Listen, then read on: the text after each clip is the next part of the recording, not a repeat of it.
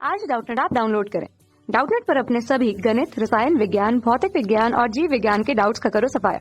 बस प्रश्न की फोटो खींचो, एक ही प्रश्न को क्रॉप करो और तुरंत वीडियो सोल्यूशन पाओ। अभी डाउनलोड करें। नमस्कार दोस्तों, आज का हमारा सवाल है, मान लीजिए क्यों बिंदु P -2 1 -5 का समतल 3x - 2y + 2z + 1 = 0 में प्रतिबिंब है। निम्नलिखित पर विचार कीजिए। पहला कथन हमें दे रखा है, रेखाखंड PQ के दिक् अनुपात 3 - 2 2 है, और दूसरा हमें दे रखा है, रेखाखंड PQ के दिक् कोसाइन के वर्गों का योगफल 1 है। और हमें क्या पूछा है, उपयुक्त कथनों में से कौन से कथन सही है। और हमारे पास यहाँ पे 4 ऑप्शन दे रखे। तो हमें क्या दे रखा है कि बिंदु P है, वो बिंदु जो Q है हमारे पास, वो P बिंदु का समतल, ये हमारे पास जो समतल है, इसकी इक्वेशन को मैं बोल देता हूँ P1। तो ये हमारे पास क्या है, एक P1 समतल है।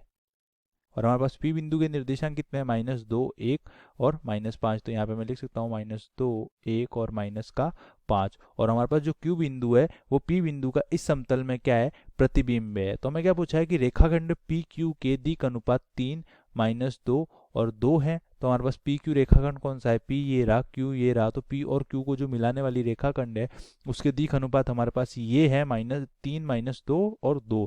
तो आइए चेक करते हैं। तो PQ के दिक् अनुपात कैसे निकालूंगा, तो हमारे पास जो समतल P1 है, उसके जो दिक् अनुपात है, वो हमारे पास क्या हो जाएंगे।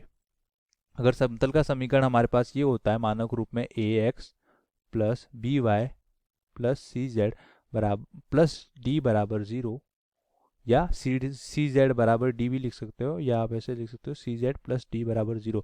तो यहाँ से हमारे पास जो समतल के दिक् अनुपात होते हैं, वो होते हैं A, B और C, मतलब x, y और z के कॉफिशिएंट। तो यहाँ पर x, y, z के कॉफिशिएंट क्या है, 3 - 2 और 2। तो हमारे पास जो समतल के दिक् अनुपात हैं, वो है 3 - 2 और 2। ये हमारे पास क्या है, समतल के दिक् अनुपात। हमें क्या पूछा है, PQ के दिक् अनुपात। तो PQ जो रेखा है, ये हमारा मान लो समतल का एक बिंदु है। तो हमारे पास जो समतल का समीकरण होता है, तो इसमें हमारे पास जो ABC, ये जो दिक् अनुपात होते हैं, ये किसके दिक् अनुपात है, ये होते हैं हमारे पास समतल के अभिलंब के दिक् अनुपात। समतल का जो अभिलंब होता है, वो समतल से लंबवत होता है। मतलब अगर मान लो ये हमारे पास समतल का O बिंदु है, तो जो अभिलंब होगा वो समतल से क्या होगा, लंबवत होगा, मतलब 90 डिग्री का कोण बनाएगा। और हमारे पास जो ये दिक् अनुपात आए हैं, वो किस रेखा के आए हैं, हमारे पास जो ये दिक् अनुपात आए हैं, जो ABC यहाँ पर दिक् अनुपात होते हैं, वो इस रेखा के होते हैं, समतल के अभिलंब के दिक् अनुपात होते हैं। तो यहाँ पर जो समतल का अभिलंब होगा, वो हमारे पास अगर बिंदु P की दिशा में होगा, तो हमारे पास जो बिंदु P और O को मिलाने वाली रेखा होगी, वो समतल के अभिलंब, मान लो समतल का अभिलंब भी हमारे पास इसी प्रकार अगर परपेंडिकुलर होगा, तो अगर दो रेखाएं समांतर है, तो उनके दिक् अनुपात भी क्या हो जाएंगे, हमारे पास समान अनुपात में हो जाएंगे। तो यहाँ से मैं क्या बोल सकता हूँ, यहाँ से मैं बोल सकता हूँ कि हमारे पास जो बिंदु P1 के दिक् अनुपात है, वही हमारे पास रेखा PQ के दिक् अनुपात है, क्योंकि हमारे पास जो रेखा PQ है, वो समतल के अभिलंब के अनुदिश है। तो यहाँ से मैं लिख सकता हूँ, PQ रेखा के जो दिक् अनुपात है, वो है 3 - 2 और 2। तो हमारे पास पहला कथन क्या हो जाएगा, सत्य हो जाएगा। अब हमें दूसरा कथन क्या दे रखा है, हमें दूसरा कथन दे रखा है, रेखाखंड PQ के दिक् कोसाइनों के वर्गों का योगफल 1 है। तो दिक् कोसाइन कैसे निकालते हैं, जैसे हमें पता है हमारे पास जो ABC है, वो हमारे पास दिक् अनुपात है रेखा के या किसी भी समतल के। तो जो दिक् कोसाइन और दिक् अनुपात में रिलेशन होता है, वो होता है, जैसे L हमारे पास LMN दिक् कोसाइन है, तो दिक् कोसाइन क्या होता है, A/√A² + B² + C²। M बराबर क्या हो जाएगा, B/सेम √A² + B² + C²। और हमारे पास जो n बराबर हो जाएगा, वो भी क्या हो जाएगा, n बराबर हो जाएगा हमारे पास C/√A²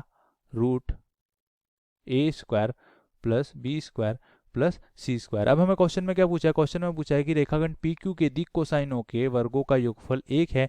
तो रेखा PQ के नहीं, अगर आप किसी भी समतल या किसी भी रेखा के दिक् अनुपात निकालोगे, तो हमारे पास अगर दिक् अनुपात मान लो ABC है, अगर दिक् अनुपात हमारे पास ABC है, तो हमारे पास जो दिक् कोसाइन होगा, वो क्या होगा, LMN। और रेखा के जो दिक् कोसाइनों के बीच में संबंध होता है, वो होता है हमारे पास L² + M² + N² = 1। यहाँ से भी आप देख सकते हो। और अगर आप सिद्ध करना चाहो, तो यहाँ से रेखा के A की वैल्यू पता है, A² + B² + C², ये ABC हो गए, तो तीनों की वैल्यू पता है, तो हमारे पास LMN की वैल्यू आती है। और यहाँ से हमारे पास सीधा रिलेशन भी होता है कि रेखा के दिक् कोसाइन का वर्गों का योग होता है, वो कितना होता है, 1 होता है। तो दूसरा कथन भी हमारे पास क्या है, सत्य है। तो हमारे पास कौन सा ऑप्शन हो जाएगा, तो हमारे पास 4 ऑप्शन था। पहला हमारे पास केवल 1, दूसरा केवल 2, तीसरा न 1 और न 1 और 2 दोनों, और चौथा है हमारे पास न तो 1 और न ही 2। तो हमारे पास कौन सा ऑप्शन हो जाएगा, 1 और 2 दोनों, मतलब हमारा C ऑप्शन करेक्ट हो जाएगा। धन्यवाद। कक्षा 6वीं से 12वीं से लेकर नीट, IIT, JEE वो एडवांस के लेवल तक 1 करोड़ से ज्यादा छात्रों का भरोसा। आज ही डाउनलोड करें डाउटनेट ऐप या व्हाट्सएप करें अपने सारे डाउट्स 8400 400 400 पर।